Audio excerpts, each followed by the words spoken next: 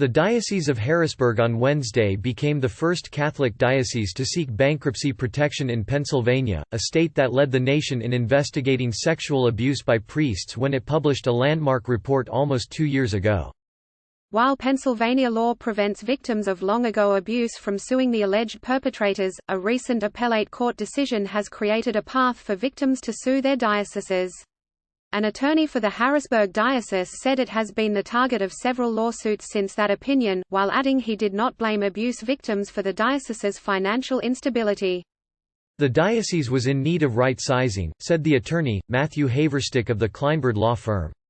Bankruptcy is really the responsible way to do it, so it can continue to do all the things it does, spiritually and charitably.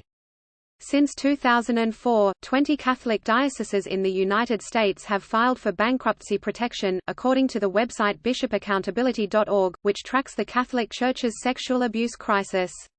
The most recent, in September, was the Diocese of Rochester, New York. Pennsylvania sparked a wave of state investigations of Catholic dioceses nationwide when its Attorney General, Josh Shapiro D., unveiled a massive grand jury inquiry into 6 dioceses, including Harrisburg, in summer 2018. 2 others, the Diocese of Altoona-Johnstown and the Archdiocese of Philadelphia, had been the subject of earlier investigations. The Diocese of Harrisburg removes the names of every bishop since 1947 from church buildings. The inquiry, which found more than 300 priests had allegedly molested more than 1,000 children in the state over the span of many decades, inspired attorneys general across the country to seek documents from Catholic dioceses. But in Pennsylvania, statutes of limitation prevented almost all of the named priests who were still living from facing criminal or civil suits.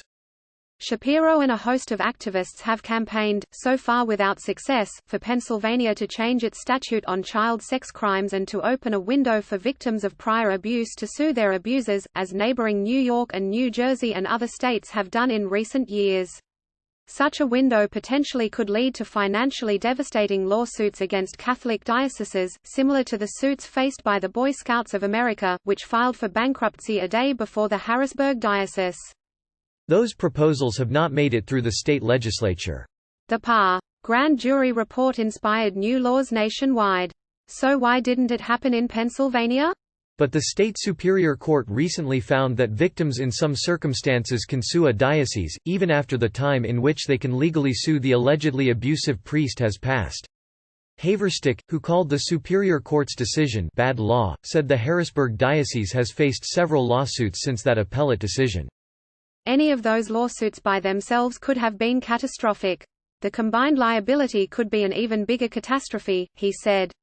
The advent of that change in the law is something that we considered in deciding to file for bankruptcy while these suits are making their way through the courts.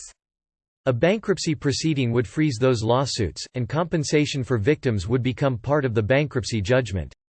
Sean Doherty, an activist who has campaigned for statute of limitation changes in Pennsylvania and is now running for the state Senate, said he feared victims would get far less out of a bankruptcy settlement, and would not get the day in court that they sought. If you're a victim that finally had your opportunity to seek justice, it's horrendous, he said. That's how Catholic dioceses operate. They're protecting the secrets, the assets. The Diocese of Harrisburg has already paid $12 million in settlements with more than 100 abuse victims, the diocese said in August, after opening a window from February through mid-May for victims to apply for compensation.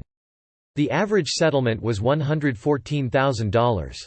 The diocese covers 15 counties in central Pennsylvania, operating 40 schools and 1 hospital, and says 230,000 Catholics live in its territory.